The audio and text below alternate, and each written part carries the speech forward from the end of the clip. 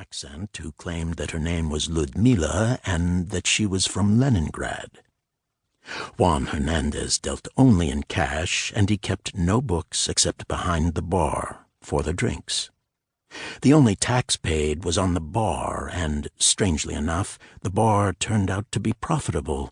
Not the kind of profit that Juan Hernandez felt was sufficient, but profitable still. For 20 years, Juan had suffered little inconvenience at the door at the rear of Babe O'Brien's.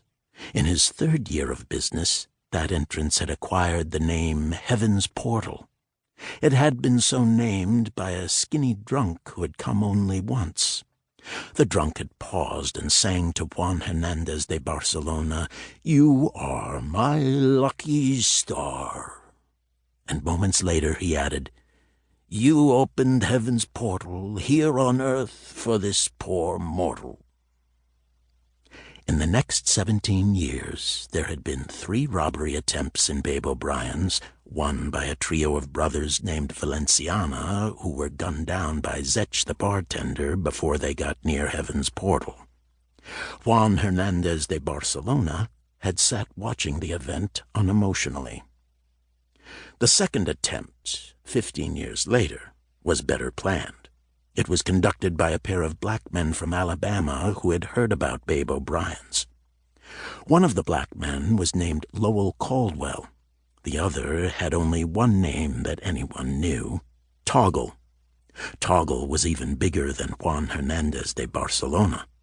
He and Lowell approached Heaven's Portal about 3 a.m. on a Tuesday when business was dead slow. Toggle and Caldwell had grinned at Juan Hernandez de Barcelona, who at that time wore a trim little goatee and his hair slicked back. Lowell pulled out a small gun and shot Juan. Toggle got behind Juan and put his arm around his neck before he could rise. Zech the barman hesitated, but Juan did not. He was simply moving slow. He grabbed Toggle's hand, grunted, and pulled down, snapping the giant's right arm. Lowell, who was murmuring, "No, no, no," took another shot at Juan. The bullet entered his stomach just above the navel. Juan took enough time to turn and smash Toggle's head against the concrete pillar near the door.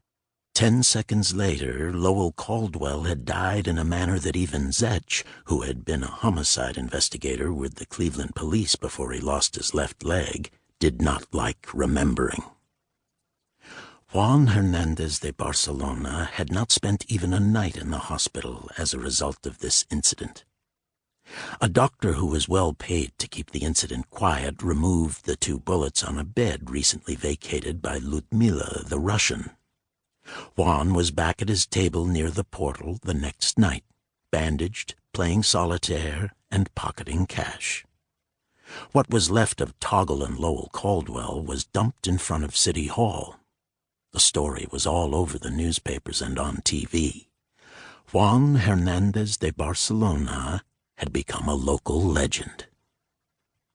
No one had bothered Babe O'Brien's again until a year previously, and then it was only by mistake.